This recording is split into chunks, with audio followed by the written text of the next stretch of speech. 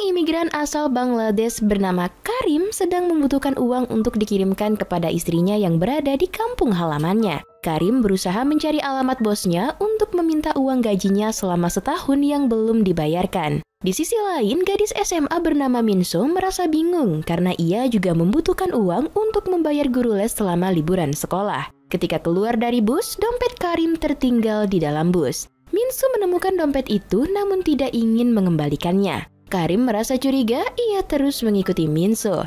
Lalu ia menarik Minso dan menemukan dompetnya yang hilang. Karim berniat melaporkan Minso kepada polisi, namun Minso mengancam akan melaporkan Karim atas pelecehan seksual. Mereka pun sepakat untuk tidak saling melaporkan. Malamnya, Karim menghubungi rumah mantan bosnya, namun teleponnya langsung ditutup. Selanjutnya, Karim melihat dua orang pria sedang bertengkar. Karim berusaha melerai mereka, namun mereka malah menuduhnya ingin membuat celaka. Di tempat lain, Minso bekerja paruh waktu di tempat pengisian bensin. Minso mencoba meminjam uang kepada bosnya, namun bosnya menolak memberikan pinjaman.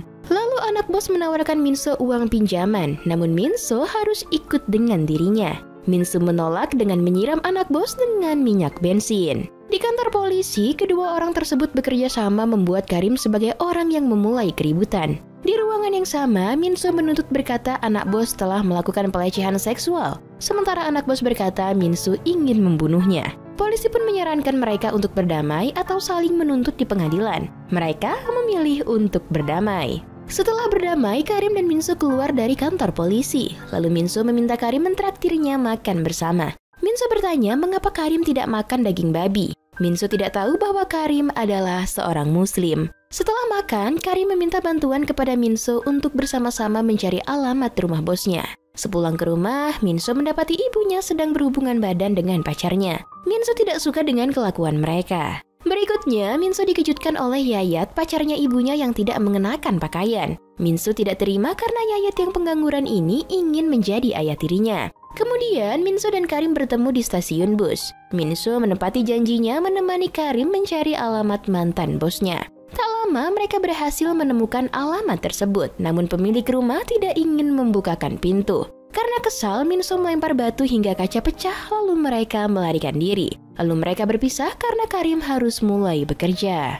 Bukannya pulang ke rumah, Minso pergi ke warnet untuk mencari lowongan pekerjaan paruh waktu. Ibunya yang khawatir mencoba untuk menghubunginya, namun Minso tidak menjawab panggilannya. Setelah itu, Minso memutuskan bekerja di tempat panti pijit. Minso berpura-pura sebagai mahasiswa. Minso pun mulai bekerja dan memuaskan pelanggan dengan mengasah alat kelaminnya. Lalu Minso terkejut mendapati wali kelasnya datang ke tempat panti pijat. Mereka berdua sama-sama tidak menyangka bisa bertemu di tempat tersebut.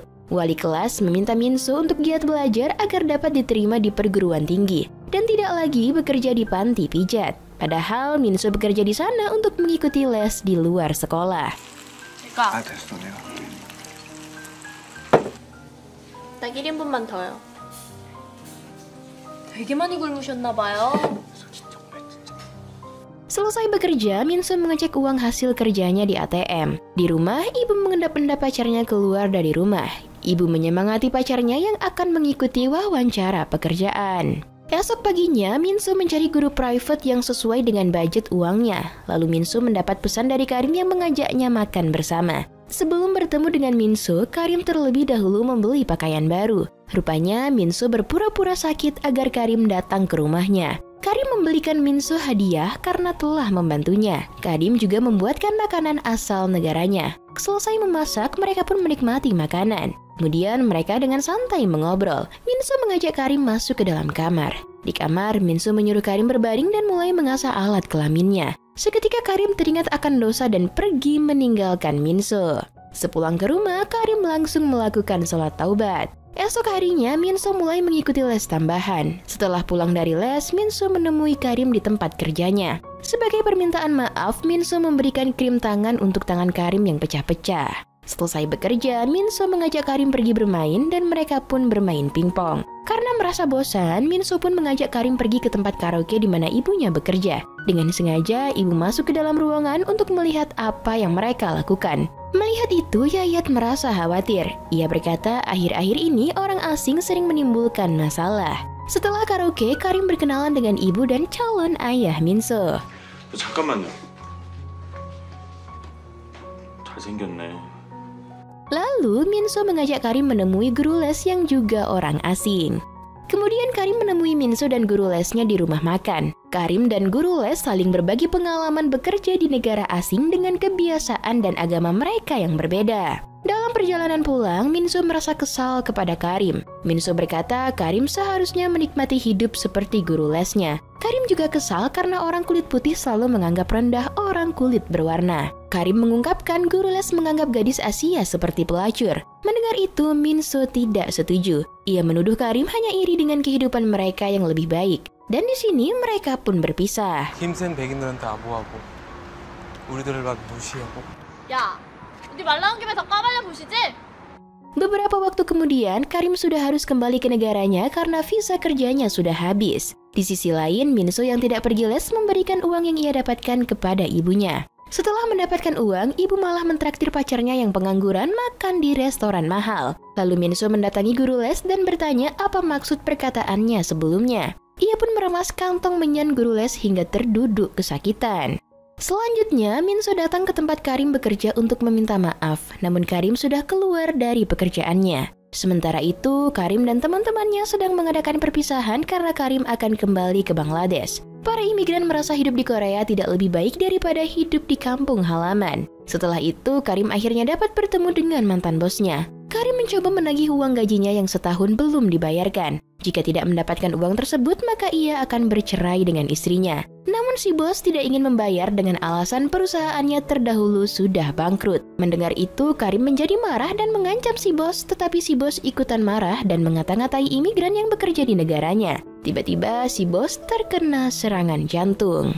Berikutnya, Karim pulang dengan tangan hampa. Di rumah, ia mulai merapikan bajunya. Namun ternyata Karim tidak jadi pulang. Ia kembali bekerja sebagai imigran ilegal dengan upah yang jauh lebih sedikit. Di dalam bus, Karim dihubungi oleh istrinya yang ternyata sudah menggugat cerai dirinya. Di sisi lain, Minso telah mendapatkan pekerjaan baru di sebuah toko buku. Malamnya, Karim dan Minso kembali bertemu di taman. Minso berkata ia sudah berhenti mengikuti les dan memberi pelajaran kepada guru tersebut. Karim juga bercerita bahwa ia telah bercerai dengan istrinya. Kemudian, Minso mencoba menghibur Karim dengan pergi ke laut setelah mencuri mobil ibunya. Di tepi laut, Karim berteriak mengeluarkan kekecewaannya karena bekerja sebagai imigran di Korea Selatan.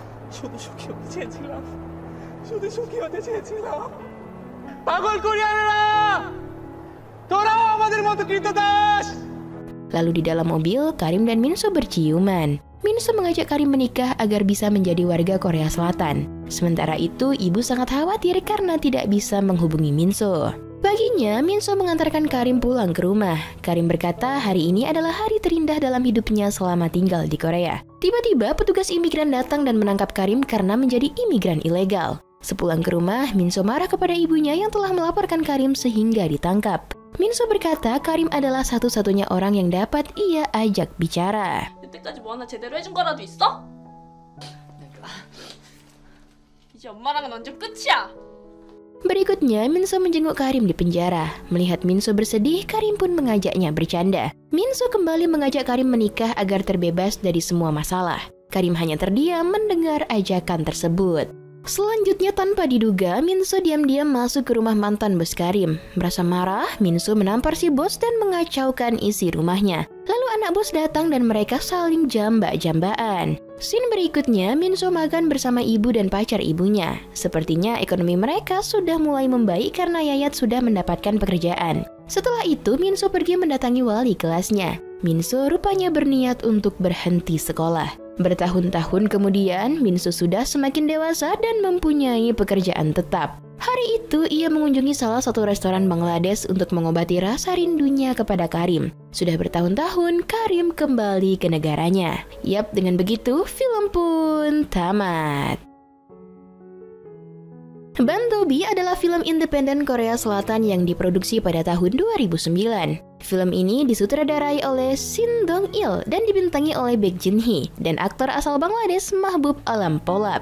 Mengisahkan tentang seorang siswi sekolah menengah atas yang frustasi dan pemberontak yang akhirnya menjadi teman seorang pekerja imigran dari Bangladesh yang putus asa untuk menerima upahnya yang belum dibayar. Drama menyentuh tentang persahabatan antara dua individu dari latar belakang berbeda serta mempunyai adat istiadat serta kepercayaan yang berbeda. Bandobi dalam bahasa Bangladesh berarti sahabat wanita. Ini bermuatan tema kompleks yang lumayan berat, yakni isu mengenai kesejahteraan tenaga kerja asing, rasisme, kemiskinan, tekanan yang dialami pelajar akibat sistem pendidikan, prostitusi gadis di bawah umur, serta pemberontakan kaum remaja. Oke, masuk pada penilaian. Biro Perfilman UBR Media memberi rating film Bandobi 7,3.